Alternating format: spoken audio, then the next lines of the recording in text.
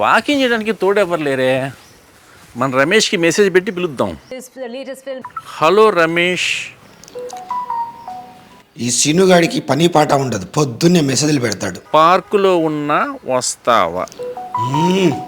వీడి చాట్ మొదలు పెడితే ఇంక అవ్వదు. మొదట హలో అంటే చూశాడు, తర్వాత పార్క్లో ఉన్నా వస్తావా అంటే సమాధానం లేదు. అంటే వీడింత అర్జెంట్ పనిలో ఉన్నాడు అనుకోవాలా?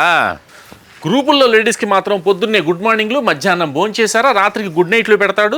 నాలాంటి ఫ్రెండ్ మెసేజ్ పెడితే రెస్పాన్స్ ఇవ్వడా? ఇప్పుడే ఫోన్ చేద్దాం. అబ్బా, ఫోన్ ఎత్తితే ఆపకుండా అరగంట సుత్తి వేస్తాడు. వీడు ఫోన్ ఎత్తట్లా. ఎంత లెక్కలేంతనా నేనంటే. వీడిని ఎలాగైనా ఏడిపించి సంతోషపడాలి. ఐడియా. చిన్నప్పుడు ఎవరికన్నా ఉత్తరం రాసి అందులో ఒక లైన్ కొట్టేస్తే చదివేవాడు ఆ కొట్టేసిన లైన్ ఏంటా అని ఆలోచించి బుర్రభద్ర కొట్టు చచ్చేవాడు. ఇప్పుడు అదే టెక్నిక్ వాట్సాప్లో ఉపయోగిస్తా.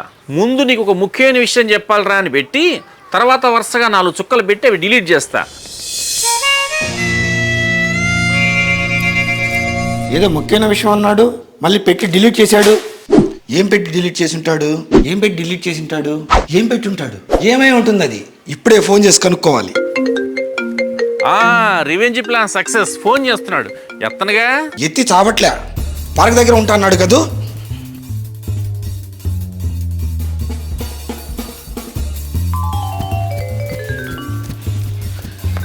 ఏంట్రా, ఏదో ముఖ్యమైన విషయం అన్నావు, ఏదో మెసేజ్ పెట్టి డిలీట్ చేసావు.